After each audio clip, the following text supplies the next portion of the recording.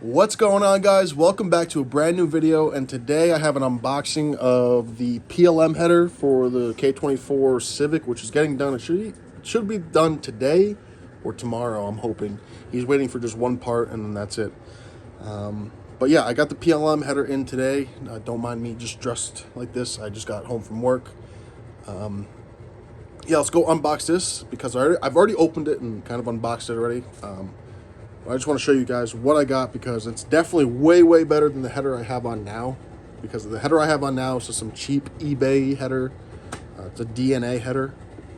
So let's just go unbox this. All right, so let's just open this. It does come bubble wrapped, but I obviously took the bubble wrap off. All right, so it comes with a test pipe and then the header. And then it comes with a gasket, metal gasket. It also comes with like a donut gasket. So it comes with everything you need, but we don't need to see the gasket. I'm sure you guys have seen gaskets before. So let's get to the header. All right, so right off the bat, I could tell you piping is way bigger than the DNA header I have on now.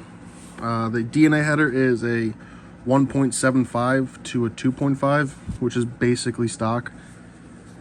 This is a 2.5, I believe, all the way, or it's a 2.5 to a 3, I believe. But either way, this is the PLM power driven header for a RSX EP3 chassis if you have a K24 in it. The reason this is specifically made for that is because when you put a K24 in a Civic, the EP3 or the RSX, it will sit 19 millimeters higher and back. So you have to sometimes modify the header and exhaust because it runs into your sway bar. This, however, was designed so it could avoid all of that, and it just bolts right in.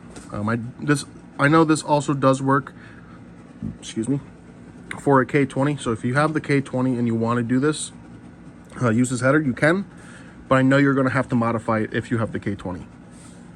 But other than that, guys, it is really well put together.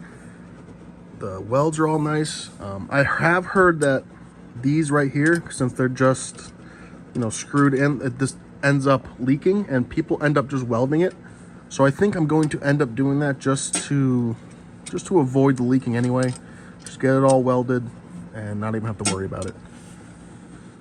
But yeah, here it is. So with the DNA header I have, it just comes with literally up to here, and that's it. And then it has a donut gasket right here, and then your exhaust has to come all the way up. So it's way bigger.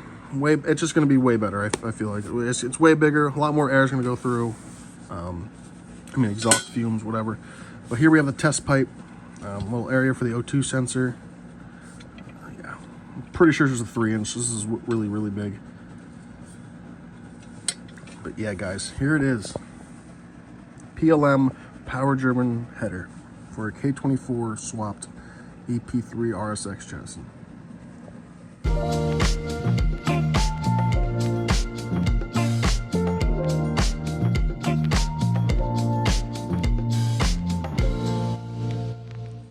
Alright, guys, that's going to be it for today's video. I hope you like it. Make sure you like, subscribe, share, hit that notification bell, because when the EP3 gets back, taking the old header off and putting this one right on, it's going to sound a lot better, I feel like. But yeah, guys, this is going to be it. So yeah, see you later.